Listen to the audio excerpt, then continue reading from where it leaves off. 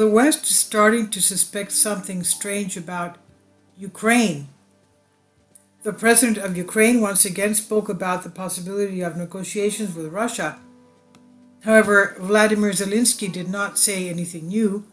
The terms of the dialogue he expressed include restoration of territorial integrity, respect for the United Nations Charter, compensation for all damages caused by the war, punishment of all war criminals, and guarantees that this will not be repeated. A few hours later, Kiev, Ukraine government that is, represented by the Secretary of the National Security and Defense Council, Oleksiy Danilov, again called on the West to supply additional weapons to the armed forces of Ukraine. Thus, this speech by Zelensky is interesting not because of its content, which is already stuck in the teeth, but because it was made in a situation of highly intensified debate in the Western field of information, both European and transatlantic, about the necessity and the inevitability of dialogue with Moscow. Various leaks are leaking to the media about the backstabbing going on in this direction. In particular, the Wall Street Journal reported that the National Security Advisor of the American presidency, Jake Sullivan, had for months confidential contacts with the Russian presidential advisor on international affairs, Yuri Usakov, and the Secretary of the Security Council, Nikolai Patrushev. In fact, Sullivan confirmed this information, clarifying that the purpose of the interaction was to reduce the risks of using nuclear weapons. However, the importance of this fact should not be exaggerated. The hawks, that is Secretary of State Antony Blinken, have the upper hand in Washington right now, and Sullivan, who is not even a dove, but a pragmatist, has been largely sidelined in the decision-making process. However, it would also be wrong to dismiss the latest news as irrelevant and unsubstantiated chatter. On the contrary, what's happening is extremely interesting, because at the moment we can observe, although not a revolution, but a very clear increase in the activity and positions of the supporters of de-escalation. Yesterday, La Stampa shared an important piece of information according to which the Vatican is ready to offer the ground and mediation services for the talks. And by the way, the Russian ambassador to the Vatican noted the help of the Pope in the prisoner exchange process. La Repubblica of Italy also made a strange leak. Supposedly, Washington and Brussels are preparing the Ukraine government for negotiations with Moscow after the recapture of Kherson. The logic behind this position is not very clear. Why would Zelensky and his colleagues want to negotiate even from a position of strength in case of military success? However, the mere fact that these rumors add to the totality of the evidence that proves that peaceful moods are maturing and intensifying on both sides of the Atlantic. It would be a huge mistake to consider these feelings as pro-Russian, and they can be called peaceful very conditionally.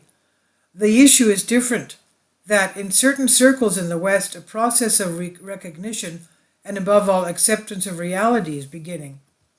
Much is being written in Russia about the economic problems plaguing the Western world. However, their current scale should not be exaggerated.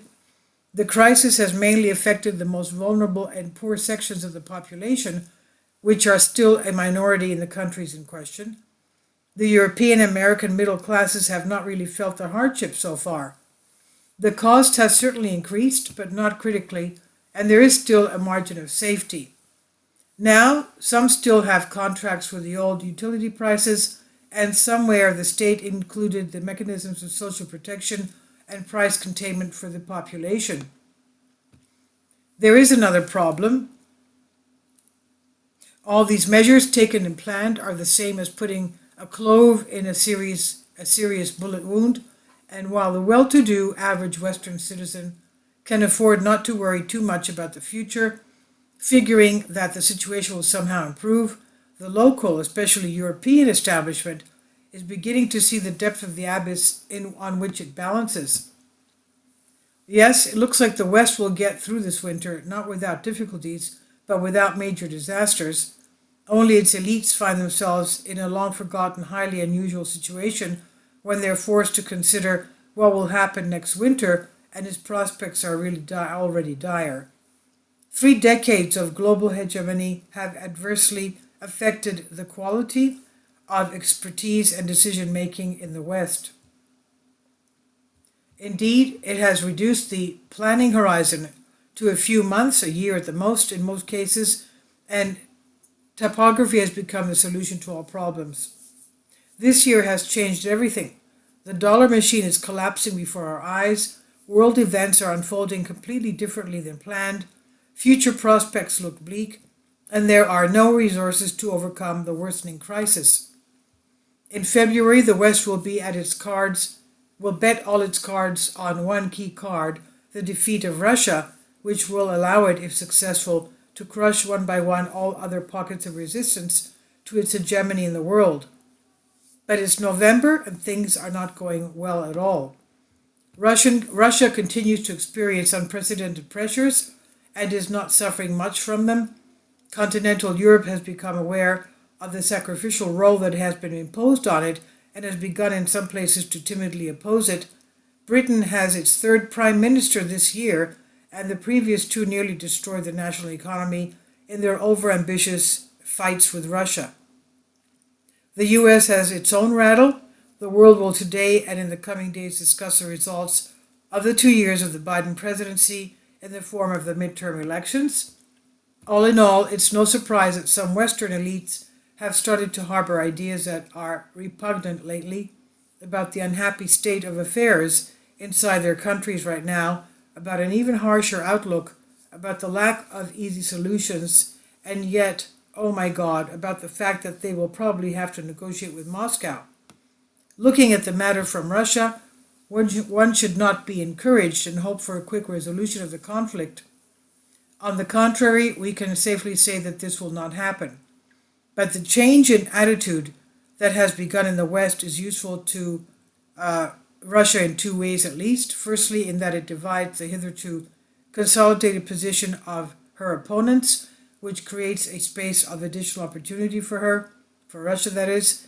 And secondly, the continuation of illusions about the inviolability of Western leadership by the people who control the global financial system and the nuclear buttons is simply dangerous. The more actively the Western establishment starts getting drunk, the better for all. And this I've translated for you from a Greek article.